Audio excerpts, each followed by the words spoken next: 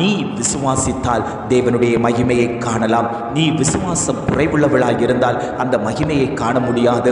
நீ பலத்தோடு ஆண்டவரே நீங்க தான்ப்பா எனக்கு வேணும்னு சொல்லி விசுவாசத்தோடு அவரிடத்தில் நெருங்கி போகும்போது அவர் செய்யக்கூடிய மகிமையை அனுதினமும் நாம் பார்த்து கொள்ள முடியும். அவர் நமக்காக பரிந்து பேசிக்கொண்டிருக்கிறார். சத்ருவை துரத்துகிற தகப்பன் நம் மத்தியில் உலாவிக் கொண்டிருக்கிறார். இந்த வார்த்தை கேட்கப்படும் போதே அநேக குடும்பங்களில் இருக்கக்கூடிய தரித்திரங்கள் மாற்றப்பட்டு கொண்டிருக்கிறது.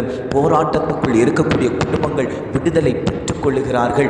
வருத்தத்தோடு தன்னுடைய காலங்களை கடத்தி கொண்டிருக்கக்கூடிய ஜனங்களை பார்த்து ஆண்டவர் சொல்லுகிறார், வருத்தப்படாதே, நான் உன்னோடு கூட இருக்கிறேன். வருத்தப்பட்டு பாரம் சுமக்கிறவர்களே நீங்கள் எல்லோரும் என்னிடத்தில் வாருங்கள் என்று தேவன் அழைக்கிறார். அவர் எதற்காக அழைக்கிறார் என்றால், விசுவாசத்தோடு என்னிடத்தில் நீங்கள் கடந்து வந்து உங்களுடைய பாரங்களை தேவ சமூகத்தில் இறக்கி வைப்பீர்களே ஆனால் அந்த இடத்துல உங்களுக்கு ஒரு மகிமை காணப்படும். நீ விசுவாசத்தோடு எந்த காரியத்தை இறக்கி வைத்தாயோ அந்த காரியத்தில் தேவ மகிமை வெளிப்படும் என்று ஆண்டவர் வாக்கு கொடுத்து கொண்டிருக்கிறார்.